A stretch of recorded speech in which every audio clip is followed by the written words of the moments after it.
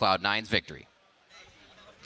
Thank you, Riv, out here after that game one pickup there for Cloud9. But where I want to start is actually with TSM, because I want to go with what their game plan was, which looked really solid to start out. They put a lot of focus mid to sway that matchup in the mid lane that a lot of people were saying this series would hinge on.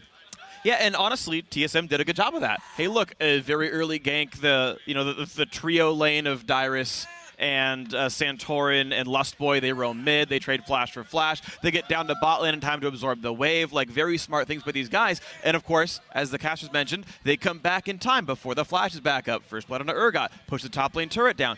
And this comp works so well off of snowballing the two big TSM members. Bjergsen gets ahead. Wild Turtle gets a strong early game champion who can knock down turrets. And if you siege up on a turret, you have to respect Charm at all times, you have to respect Bubble at all times, and Jinx does all the heavy lifting on turret kills, and all these things work very well for TSM. Yeah, and you have to keep that Urgot down too, because it's a quadra tank composition from Cloud9. They banned out the Janna and went for hard engage, so keeping that Urgot down is imperative, because if that Urgot gets up, he rushes the Frozen Heart, and it keeps Wild Turtle's damage down too. Yeah, and what was very interesting, you talk about the bans coming out here. There's actually a couple of points I noticed Lustboy not used to playing Nami in this kind of a matchup, right? Hard engaged team versus disengaged team.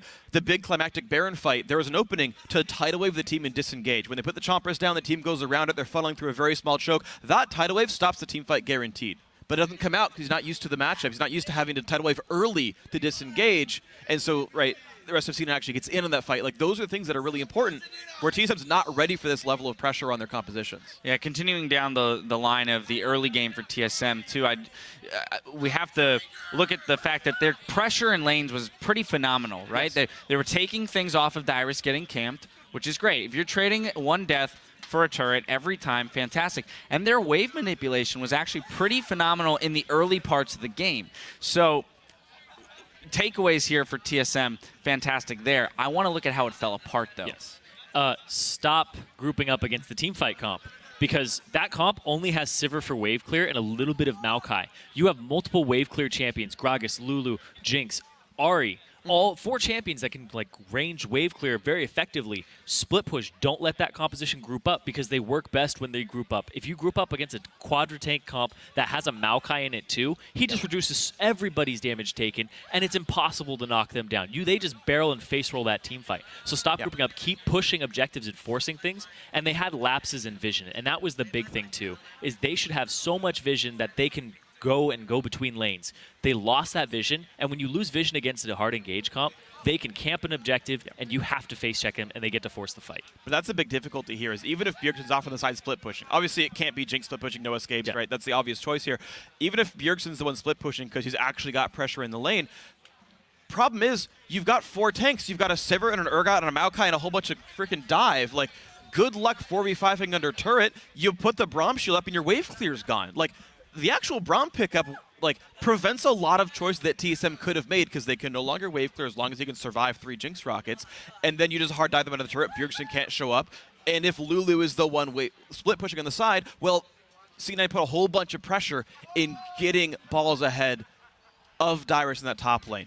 Now that pressure bought TSM 3 turrets. It bought them an extra dragon as well. Like, it almost lost C9 the game, but because they didn't lose the game, and Maokai was doing well and went Rod of Ages, because then he has wave clear and kill pressure in this matchup instead of Righteous Glory for the team fight, because they've got Sivir anyway. Like, a lot of these things just click together, and suddenly C9 gets to stifle all the options. But that's the thing, is you don't 4-1, you 1-3-1, or you 2-2-1 and leave the self-sufficient Ahri by herself. And even still, though, it just becomes difficult. And I'm not saying it's necessarily wrong, you have to disengage correctly. Can Ahri outrace Sivir when the team fight does happen under your turret? Because the 5v3 will kill your team under the turret and will kill your turret afterwards. And so you have a very short clock to where if before C9 dives, we better get something to happen. Yeah, and that C9 is forced difficult to do. All right, well, things TSM could have done differently. Now let's transition over to Cloud9's side. And you had mentioned the vision play and forcing TSM into a scenario in which they had to come into an objective not knowing, right, what they were walking into, setting up that team fight pretty well. I do want to bring up our first replay, and this is blowing up on Twitter right now. Hashtag LCS big plays here. Oh, yeah. 26 minutes into the game, ends up being a 4-for-1 plus a Baron. Zyrene, take it away. They get the vision here, and then they try to disengage, but Meteos, he flashes forward with the Q, and he basically animation cancels his ultimate. You have no reaction time at point blank with that going on. So that's what sets it up. And it hits all 5 members of TSM because they cluster against this team composition.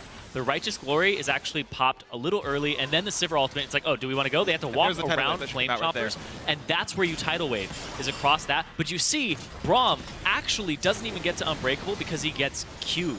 So it would have been a perfect Tidal Wave disengage that would have allowed them to get out of the Meteos ultimate in time to actually react to this team fight and kite backwards. But at this point in the game, Wild Turtle doesn't have the damage, and the Glacial Fissure comes across him, so he's not able to reposition, and Sneaky just gets free pop shots on him at that point. Yeah, right. Sivir's actually really good in AoE comps like this. It's very hard to deal a lot of damage as an AD carry like Sivir. I usually call her in cast a low damage AD carry for the utility because your range is low, you're often under threat, kiting's pretty hard on her, she doesn't always run very fast. But if your team has all the offensive tools, Ricochet and Boomerang Blade are 2 of the best AD carry steroids in the game. You're going to do actually more damage than Jinx Rockets will in a fight this grouped up and this safe for Sivir. Sneaky, unsurprisingly, highest damage dealt champions in the game in that one because it's a field day for Sivir to kill everyone. Yeah, and I mean, everybody on your team is a tank, and they're trying to get through that front line to you. And the fact that it's a Braum kind of compensates for the Sivir range disadvantage because he can just absorb and allow her to stand right behind him. So I have to say, at the end of this game, my big takeaways are that I loved C9's composition. I loved the way they built it and the way they intended to play it. What worries me, though, is the fact that they did get behind early. And without that incredible 5-man ult there engaged around the Baron Pit, they may not have been able to get back into it because TSM was starting to pick up steam. We saw them, as you mentioned, rotate in order to manipulate waves, rotate, take them down quickly, and not allow for the wave clear of Cloud9 to come in because all they have was a Sivir, and unless the Sivir rotates between turrets, they're not going to wave clear at all. Yeah, but TSM kind of dropped the ball there with vision control in the jungle and having to reestablish it. Bjergsen got picked off once, and it was like, okay, they have to back off, then they have to come back in and try to reestablish vision. But C9 was just camping brush, waiting for them to come in. And that's the kind of thing that you can't stop the momentum on that team. It's very tempo-based, and once you get off beat, you can't get back in it.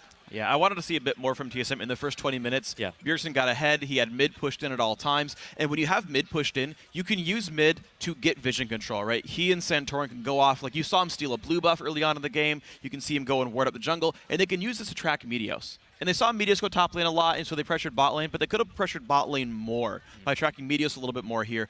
Crushing the Sivir under her turret, you know, or at least forcing her off sooner. C9 quickly swapped their lanes around. They sent Sivir top lane after a while, but using the Ahri a bit more in the early parts of the game, make a couple more plays, and then C9 can't get into the rotation game. Cloud9 definitely out for blood here in the first game. They want their title back. We are only just warming up, though. When we come back, Cloud9 and TSM will return to the stage for Game 2 of our championship finals. And as we head to break, we're going to be looking back at the championship battles of yesteryear. We start with the first meeting of these two teams in 2013 Summer Split Finals.